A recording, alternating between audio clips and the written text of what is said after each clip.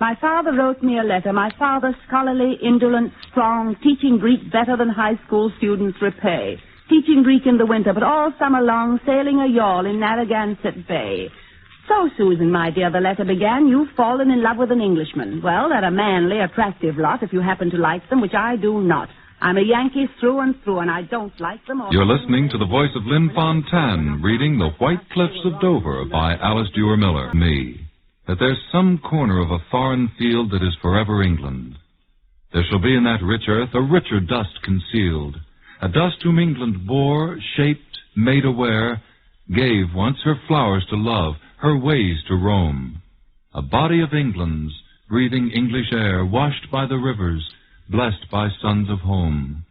And think, this heart, all evil shed away, a pulse in the eternal mind, no less gives somewhere back the thoughts by England given, her sights and sounds, dreams happy as her day, and laughter learnt of friends, and gentleness in hearts at peace under an English heaven. A few very beautiful thoughts of England expressed by the English poet Rupert Brooke in The Soldier.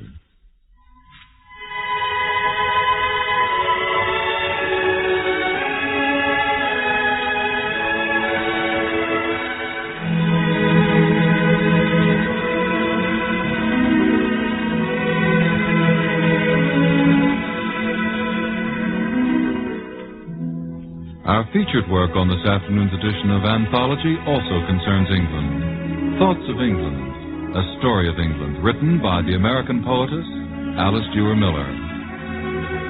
Miss Miller's narrative poem, The White Cliffs of Dover, covers a span of 2 generations, 2 world wars. It tells the story of an American wife faced with the problem of adjusting her life to the English way of life. On the screen in 1944, Susan Dunn was portrayed by Irene Dunn. This afternoon, we'll hear the role played by Lynn Fontanne in a Victor recording of the poem. The special musical score was written and conducted by Frank Black. And now, The White Cliffs of Dover.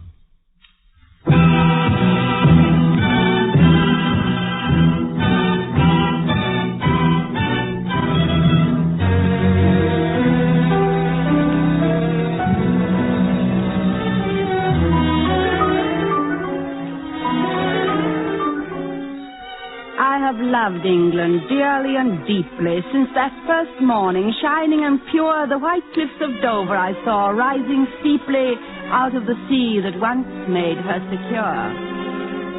I had no thought then of husband or lover. I was a traveler, the guest of a week. Yet when they pointed the white cliffs of Dover, startled I found there were tears on my cheeks. I have loved England, and still as a stranger. Here is my home, but I still am alone. Now in her hour of trial and danger, only the English are really her own.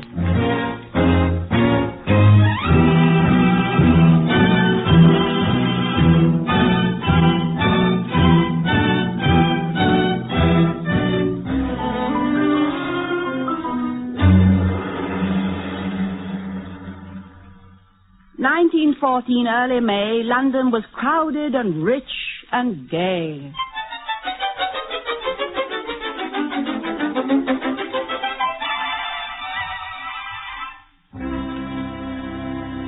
A light blue carpet on the stair and tall young footmen everywhere, tall young men with English faces standing rigidly in their places. I went up the stairs between them all, strange and frightened and shy and small, and as I entered the ballroom door, saw something I never had seen before except in portraits.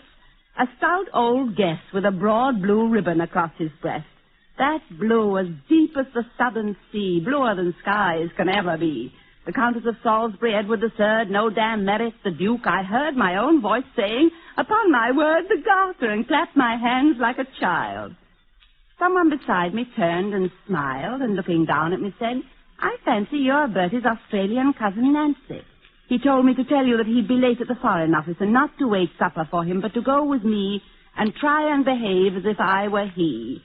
I should have told him on the spot that I had no cousin, that I was not Australian Nancy, that my name was Susan Dunn, and that I came from a small white town on a deep-cut bay in the smallest state in the USA. I meant to tell him, but changed my mind. I needed a friend, and he seemed kind. So I put my gloved hand into his glove, and we danced together and fell in love. Young and in love, how magical the phrase, how magical the fact. Who has not yearned over young lovers when to their amaze they fall in love and find their love returned? We went to the tower, we went to the zoo, we saw every flower in the gardens at Kew. We saw King Charles a-prancing on his long-tailed horse and thought him more entrancing than better kings, of course. At a strange early hour in St. James's Palace yard, we watched in a shower the changing of the guard. And I said, what a pity to have just a week to spend when London is a city whose beauties never end.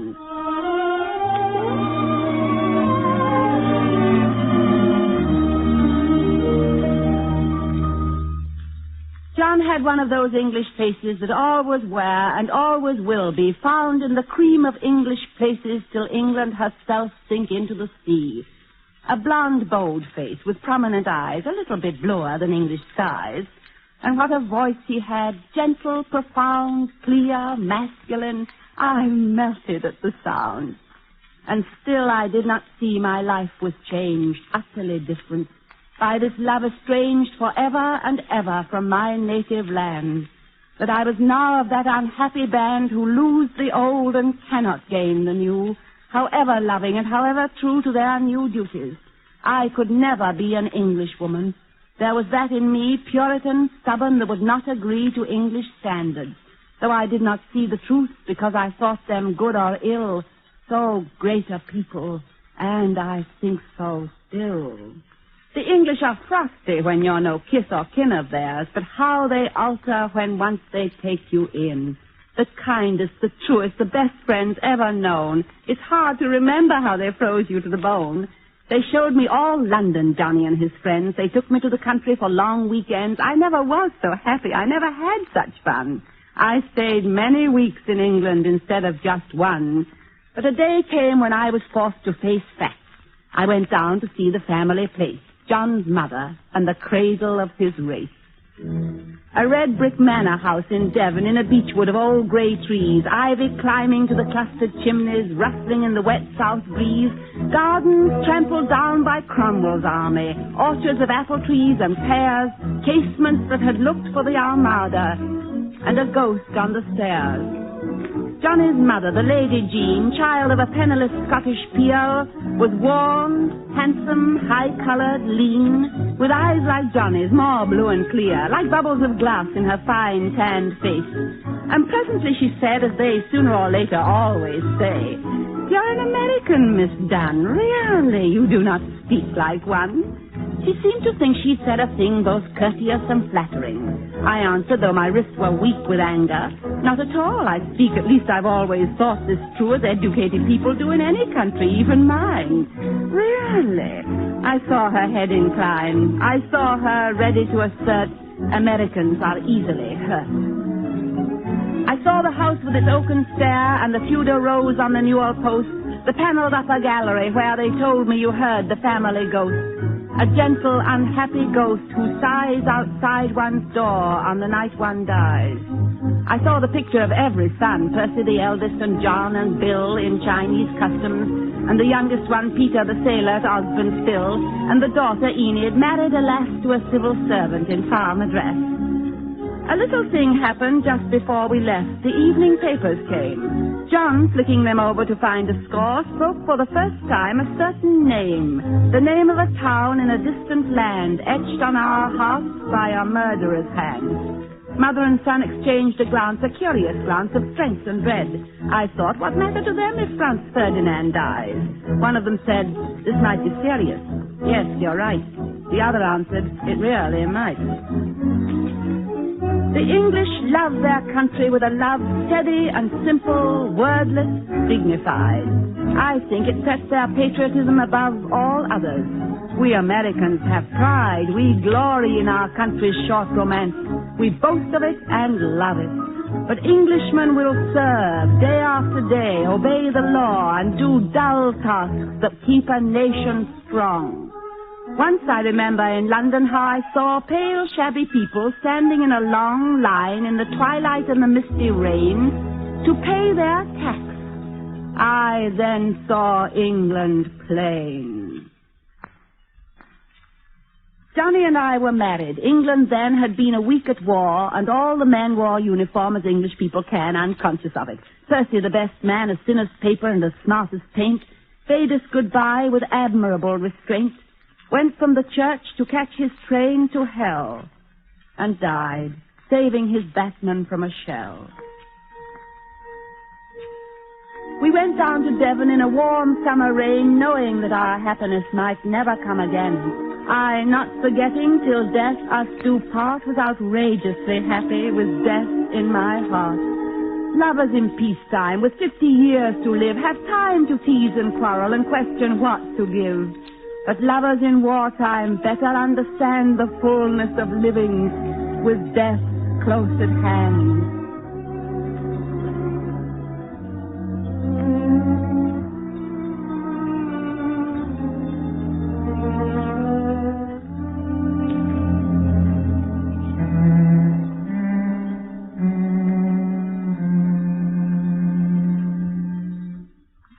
My father wrote me a letter. My father, scholarly, indolent, strong, teaching Greek better than high school students repay. Teaching Greek in the winter, but all summer long sailing a yawl in Narragansett Bay.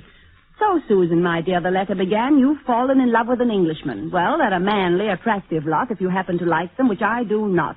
I'm a Yankee through and through, and I don't like them or the things they do. Whenever it's come to a knockdown fight with us, they were wrong and we right. If you don't believe me, cast your mind back over history, and what do you find? They certainly had no justification for that maddening plan to impose taxation without any form of representation. Your man may be all that a man should be, only don't bring him back to me saying he can't get decent tea. He could have got his tea all right in Boston Harbor a certain night when your great-great-grandmother, also a Sioux, shook enough tea from her husband's shoe to supply her house for a week or two. The War of 1812 seems to me about as just as a war could be. How could we help but come to grips with a nation that stopped and searched our ships and took off our seamen for no other reason except that they needed crews that season? I can get angry still at the tale of their letting the Alabama sail and Palmerston being insolent to Lincoln and Seward over the Trent. All very long ago, you'll say, but whenever I go up Boston way, I drive through Concord, that neck of the wood where once the embattled farmers stood. And I think of Revere and the old South steeple, and I say, by heck, we're the only people who licked them, not only once, but twice. Never forget it. That's my advice. They have their points. They're honest and brave, loyal and sure as the grave. They make other nations seem pale and flighty, but they do think England is God Almighty. And you must remind them now and then that other countries breed other men. From all of which you will think me rather unjust. I am your devoted father. I read and saw my home with a sudden yearning, the small white wooden house, the grass-green door, my father's study with the fire burning and books piled on the floor. I saw the dear Curie, 2 black kittens, stalking relentlessly an empty spool. I saw a little girl in scarlet mittens trudging through snow to school.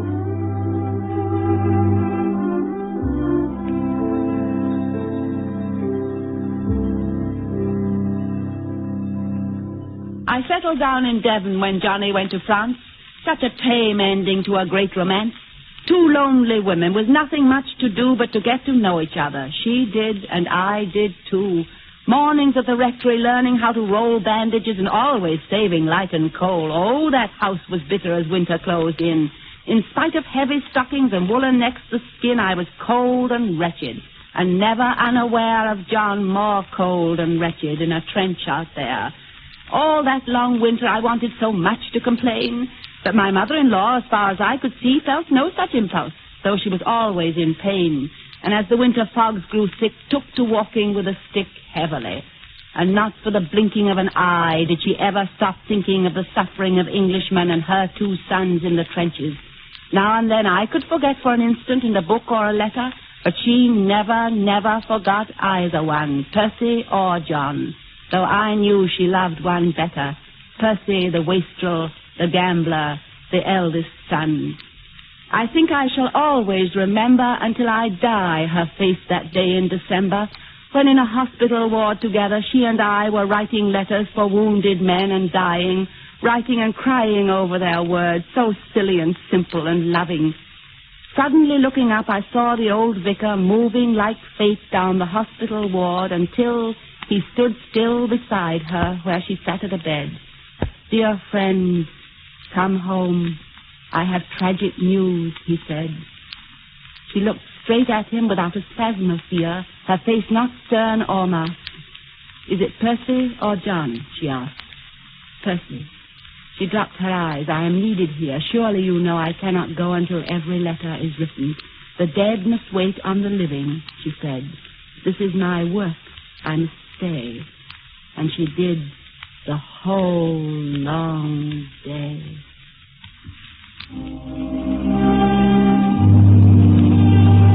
Out of the dark and dearth of happiness on earth, out of a world inured to death and pain, on a fair spring morn to me a son was born, and hope was born, the future lived again. To me a son was born, the lonely, hard, forlorn travail was, as the Bible tells, forgot. How old, how commonplace to look upon the face of your firstborn and glory in your lot. To look upon his face and understand your place among the unknown dead in churchyards lying. To see the reason why you lived and why you die.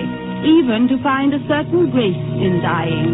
To know the reason why buds blow and blossoms die. Why beauty fades and genius is undone. And how unjustified is any human pride in all creation save this common one. And John came home on leave, and all was joy and thankfulness to me, because my boy was not a baby only, but the heir to the Devon acres, and a name as old as England. Somehow I became almost an Englishwoman, almost at one with all they ever did, all they had done. I want him called John after you, or if not that, I'd rather...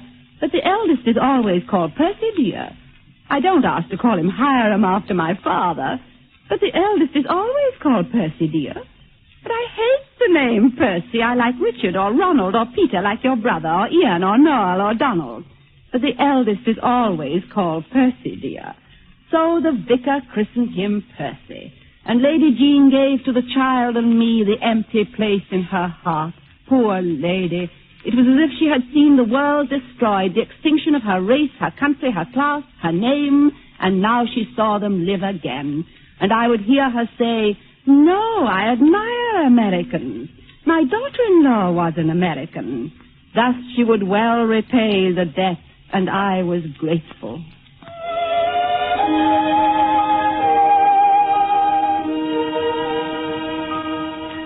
They must come in the spring. Don't they care sixpence who's right? What a ridiculous thing saying they're too proud to fight. Saying they're too proud to fight. Wilson's pro-German, I'm told. No, it's financial. Oh, quite. All they care for is gold. Seem to like writing a note. Yes, as a penman he's bold. No, it's the Irish vote. What could I do but ache and long that my country, peaceful, rich and strong, should come and do battle for England's sake? What could I do but long and ache? And at last, like the dawn of a calm, fair day after a night of terror and storm, they came, my young, light-hearted countrymen, tall and gay, looking the world over in search of fun and fame, marching through London to the beat of a boastful air, seeing for the first time Piccadilly and Leicester Square, all the bands playing, over there, send the word to beware. And as the American flag went fluttering by, Englishmen uncovered, and I began to cry.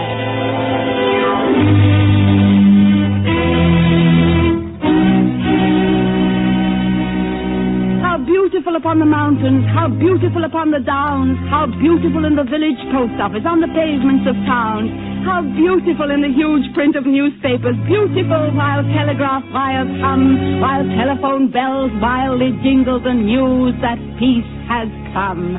That peace has come at last, that all wars cease. How beautiful upon the mountains are the footsteps of the messengers of peace.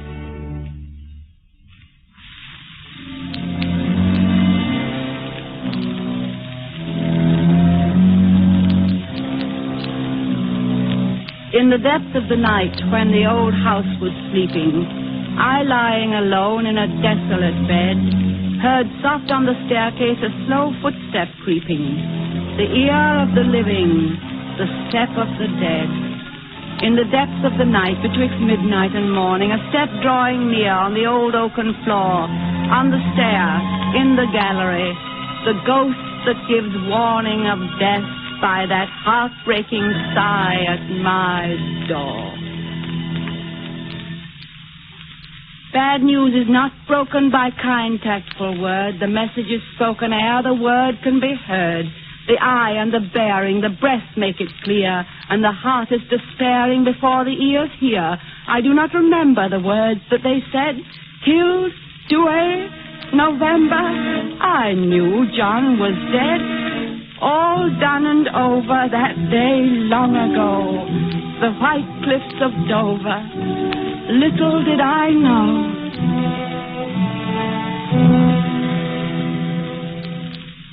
Nanny brought up my son as his father before him, austere on questions of manners, habits, and food, generously yielding a mother's right to adore him, thinking that mothers never did sons much good, ready to lay down her life for her charge, and ready to administer discipline without consulting me, bringing him up much better than I could do it, teaching him to be civil and manly and cool in the face of danger, and then, before I knew it, the time had come for him to go off to school.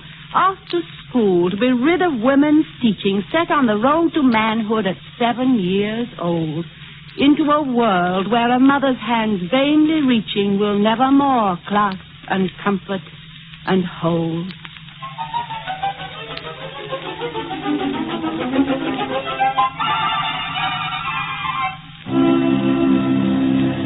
Rabbits in the park scuttling as we passed, little white tails against the green grass. Next time, Mother, I really must bring my gun. I know you don't like shooting, but John's own son, that blonde, bold face, those clear, steady eyes, hard to be certain that the dead don't rise. Jogging on his pony through the autumn day, bad year for fruit, Mother, but good salt hay. Bowling for the village as his father had before, coming home at evening to read the cricket score, back to the old house where they had begun, just as his father and his grandfather had done. Later than many, earlier than some, I knew the die was cast, that war must come, that war must come. Night after night I lay, steeling a broken heart to face the day when he, my son, would tread the very same path that his father trod. When the day came, I was not sealed, not ready. Foolish, wild words issued from my lips. My child, why should you die for England too? He smiled. Is she not worth it if I must, he said. John would have answered yes, but John was dead.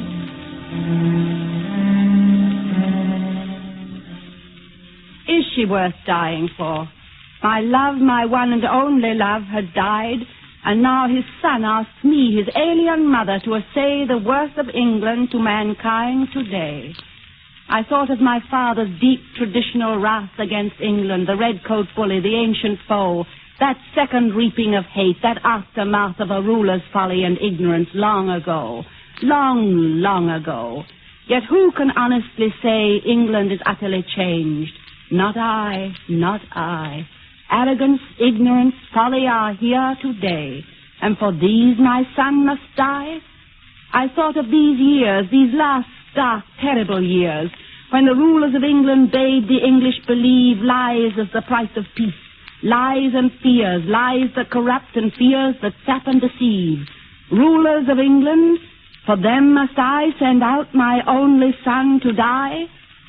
And then, I thought of the history of Englishmen, of Queen Elizabeth stepping down over the stones of Plymouth town to greet the men who had sailed away from rocky inlet and wooded bay, free men, undisciplined, uncontrolled, some of them pirates, all of them bold, feeling their fate was England's fate, coming to save it a little late, much too late for the easy way, much too late, and yet never quite too late to win in that last, worst fight. Men who had governed England know that dreadful line they may not pass. Even Elizabeth, long ago, honored and loved and bold as brass, daring and subtle, arrogant, clever. Yet even the great Elizabeth never dared oppose the sullen might of the English standing upon a right. And were they not English, our forefathers? Never more English than when they shook the dust of her sod from their feet forever, angrily seeking a shore where, in his own way, a man might worship his God. Never more English than when they dared be rebels against her. That stern, intractable sense of that which no man can stomach and still be free, writing, when in the course of human events, writing it out so all the world could see whence come the powers of all just governments. The tree of liberty grew and changed and spread, but the seed was English. I am American bred. I have seen much to hate here, much to forgive. But in a world where England is finished and dead, I do not wish to live.